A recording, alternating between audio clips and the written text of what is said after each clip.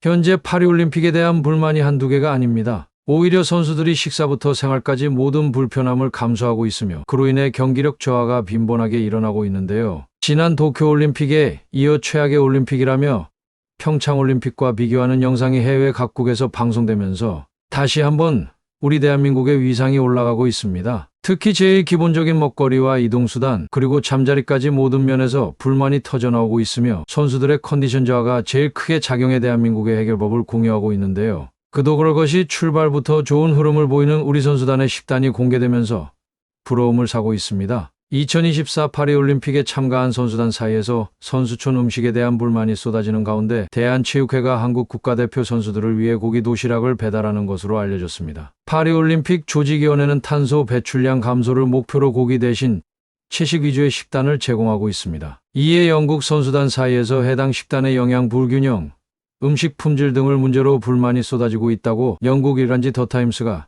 26일 보도했습니다. 한편 대한민국 국가대표 선수들에겐 맞춤형 도시락이 제공됩니다. 충북 진천 국가대표 선수촌에서 프랑스로 파견된 15명의 조리사가 맛있고 균형 잡힌 도시락을 매일 제공하고 있으며 대한체육회는 선수들이 밥맛을 잃지 않도록 선수와 지도자들의 수요를 조사해 파리 외곽 퐁텐블로에서 차로 1시간 반 떨어진 파리올림픽 선수촌까지 점심과 저녁 도시락을 하루 2번씩 배송 중이라고 합니다. 선수촌 특정 장소에 도시락을 두고 가면 선수들이 찾아가는 방식을 채택했는데요. 체육회의 한 관계자는 매끼 140인분씩 하루에 2번 도시락을 선수촌으로 배송 중이라며 한식 조리팀은 식품 변질을 우려해 육류, 채소, 과일은 프랑스에서 조달하고 쌀 1.5톤, 김치 500kg, 기타 양념류는 모두 한국에서 공수했으며 고기가 부족한 선수촌 식단과 달리 체육회 도시락에는 선수들의 체력을 지탱해줄 고기가 몇 끼 들어간다고 합니다. 잦은 이동으로 도시락을 먹기 어려운 선수들에게는 주먹밥과 같은 간편식도 건네고 기력을 보충해줄 찹쌀 사골죽도 정성스레 보온병에 담아 전달하고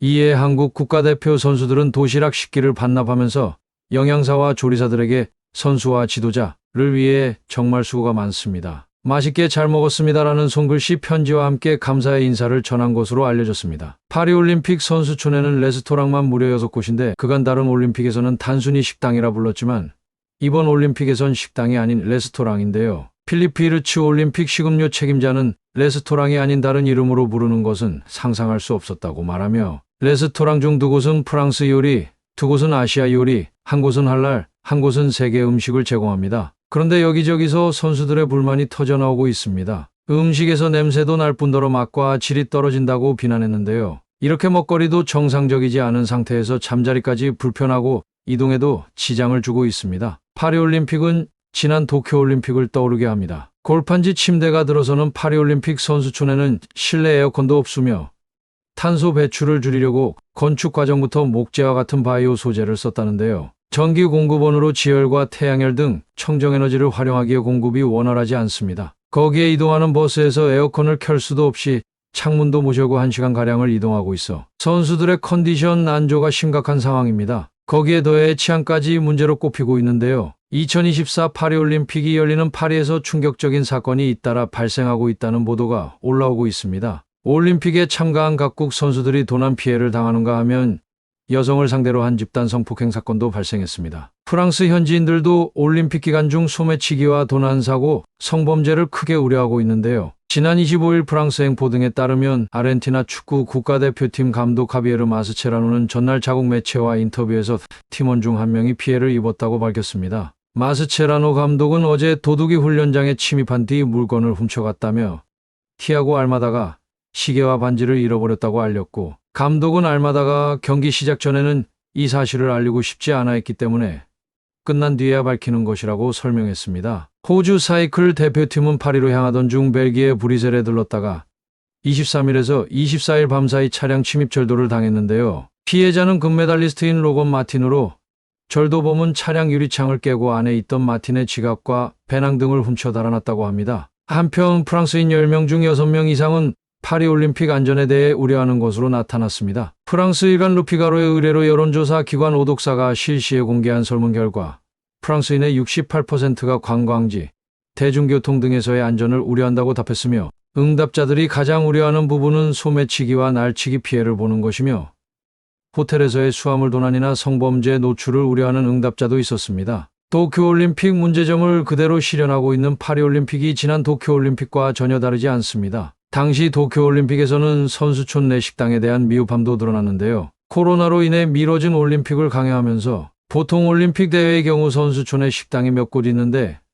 도쿄올림픽은 선수촌 내 식당이 한 곳뿐인데다 아침마다 각국 선수들이 줄을 엄청나게 서서 감염에 취약했었는데요. 심지어 모 한국 선수단 관계자는 저녁 늦게 훈련을 마치고 들어와 선수촌 식당에 갔더니 음식이 없어서 채워달라고 요청했지만 이미 동났다고 하면서 거부당한 사건도 있었습니다. 원래 선수촌 식당은 24시간 음식이 끊김없이 제공됩니다. 각 종목마다 선수들의 경기 및 훈련 시간과 날짜 등이 다르기 때문에 선수 개인마다 식사 시간이 제각기 다르기 때문인데요. 하지만 도쿄올림픽에서 이런 기본조차 지키지 않아서 선수단이 애를 먹었고 그래서 방에 들어와서 한국에서 가져온 즉석밥으로 끼니를 때운 적도 있었다는데요. 그러면서 점심과 저녁 때 대한체육회에서 제공하는 도시락은 아주 만족스럽지만 선수촌 안에서 먹는 갓조리된 따뜻한 음식도 선수 컨디션 조절에 매우 중요하기 때문에 이런 올림픽은 처음이라며 최악이라고 평가했습니다. 선수촌 식당은 후쿠시마산 식재료에 대한 불안감이 큰데 그마저도 제대로 이용할 수가 없다는 사실에 당연히 화가 날 만하며 게다가 대회가 본격적으로 시작되는 개막 전부터 이런 사태가 이어진 것입니다. 당시 영국 육상경보 선수 톰 보스워스도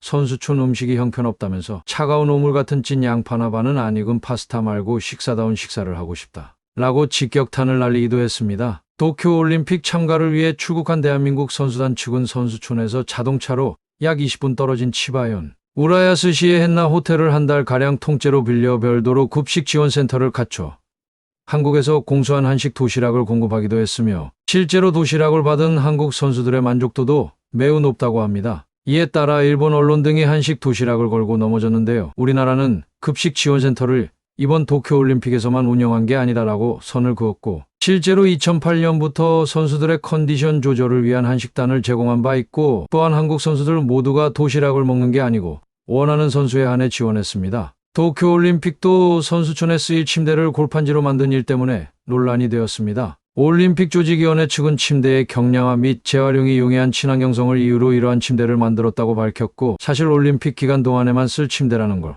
감안하면 충분히 생각해 볼 만한 발상이지만 하지만 선수들과 네티즌의 반응은 대부분 싸늘했습니다. 골판지로 만든 침대의 외형과 선수촌 실내에 배치된 가구들 역시 일반인들이 보기에도 저품질이어서 그 막대한 올림픽 재정을 어디에 쓴 거냐는 비난이 일었고 무엇보다도 저 침대의 개당 가격이 220만 원이라는 소문이 퍼지면서 우리 집 침대도 저거보단 싸고 오래 쓸 수 있다는 식의 비난이 많았는데 다시 그대로 가져온 파리올림픽입니다. 끝으로 시청해 주셔서 감사합니다. 구독과 좋아요, 알림 설정은 제작에 큰 힘이 됩니다.